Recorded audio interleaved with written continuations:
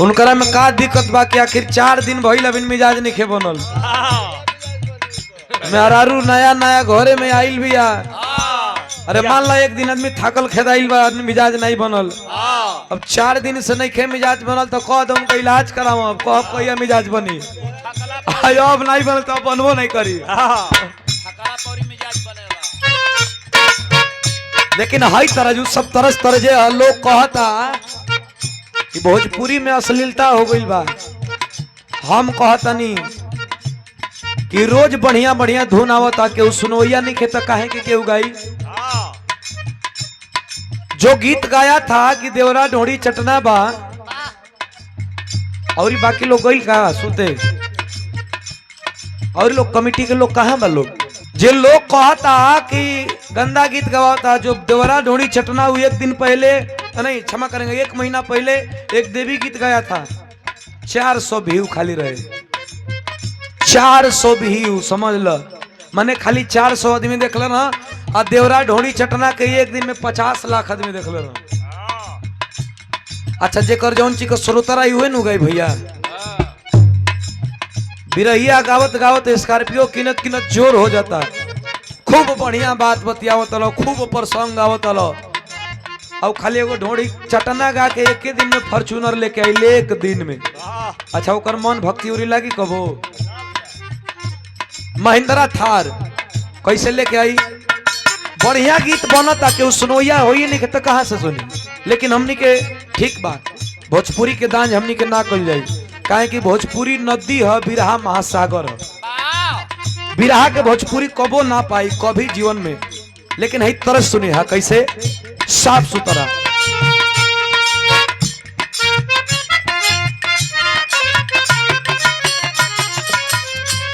मेहरारू को कहत रहल कि राजा रंगबाज के मिजाज बनल लिखे, लेकिन मौरत कहता है सुनी का कहता है। हो कैनी बहुते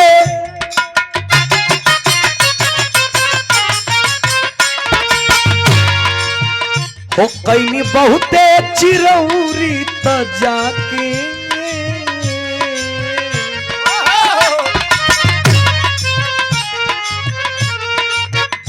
कैनी बहुते चिरौरी त जाके। चिरौरी पता नहीं हर का कहला, लेकिन हमनी के बिहार में चिरौरी के मनावन कहल जाला, रिक्वेस्ट कहल जाला, निहोरा कहल जाला, बिनती कहल जाला। लेकिन हमनी के भोजपुरी में बिहार में चिरौरी कह के बड़ा चिरौरी कहनी है, बड़ा चिरौरी करे के पड़ल है भाई। कैसे कोस कोस पे पानी या 3 कोस पे पानी बदलेला। और देखला ना कहत हला भाषा हमनी के कहतनी नु कहत हला तो भाषा बदलेला नु, हर जगह के भाषा बदल जाला। कहत लइका हो कैनी बहुते चिरौरी त जाके उनकर घुंघटा उठल धीरे धीरे। कैनी बहुते चिरौरी त जाके उनकर घुंघटा उठल धीरे धीरे।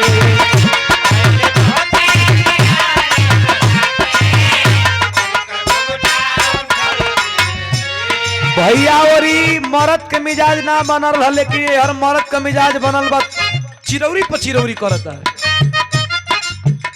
कैनी बहुते चिरौरी त जाके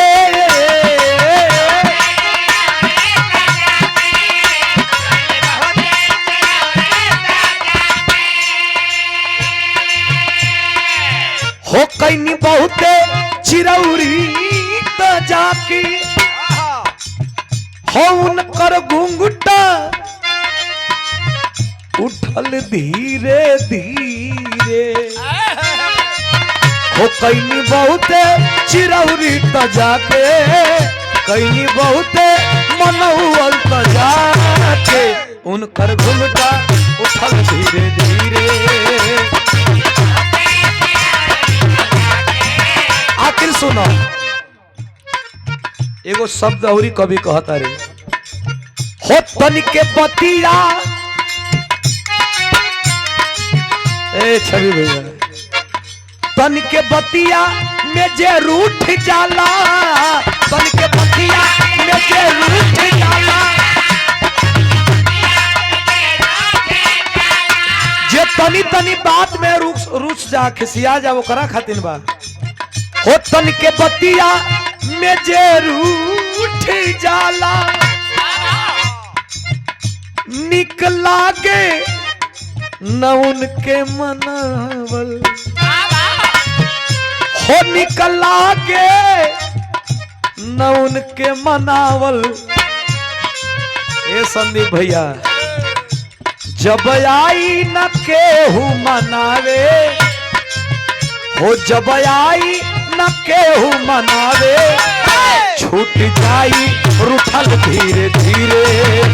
जब आई न केहू मनावे, छूट जाई रूठल धीरे धीरे।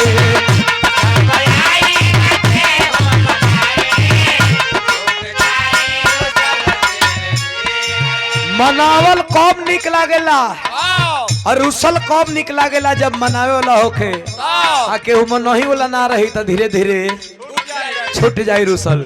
लेकिन एकर तरज कौन हो? दर्द केतना हो, दर्द केतना प्रीतिया में होला, दर्द केतना प्रीतिया में होला। प्रेम के कौन रोगी बताई, दर्द केतना अब हमसे बेहतर के बताई कि प्यार में कितना दर्द होला।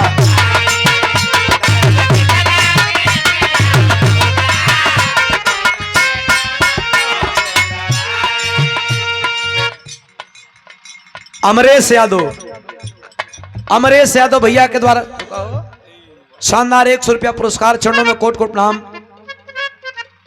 नहीं सब तुम गा के छोड़ दिए उसको नहीं। शानदार 100 रुपया पुरस्कार, चरणों में कोट कोट प्रणाम। वो गीत गा बजावा जवन तनी निक लागे सुनोयन के, ढेर दिन से आजकल कैले बानी जी। एगो गीत हम छवि भैया, एगो गीत हम गईली प्रभाकर पांडे जी के बिरहा में। एक बोझा इतना वजन बा कि ट्राई बहुत कलाकार कहला, कलाकारन के ट्राई करे के भी चाहिए, लेकिन एक गौरहू बोझा। आई बांगुड़ बेलनवा, बांगुड़ बेलना ऑन कैमरा करतनी कि जे गईले बा भैया लिंक भेजल कि आप हमारे छोटे भाई इसको गा दीजिए। भगवती का कृपा गावल गईल, उड़ गईल एक के हाली। हाँ आए केहू धरती पर गईले रहनी जहाँ नदिया के पार पिक्चर शूटिंग भई रहल। लेकिन है एक बोझा तनी की सगड़ू, लेकिन नीक चीज साफ सुथरा, काहे कि भोररिया में गलती ना गावल जाए। कैसे?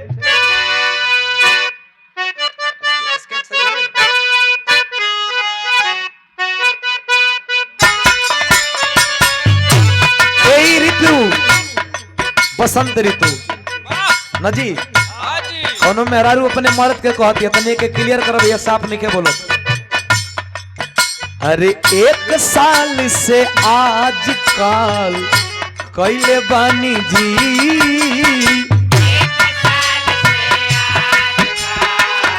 कैले बानी जी,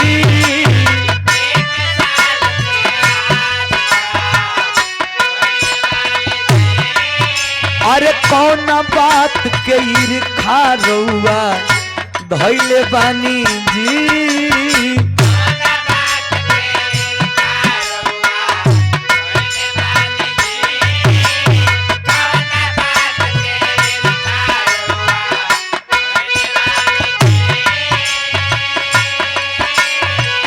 दीपावली दशहरा बिता दिहल बहरा, एकदम बढ़ल रही।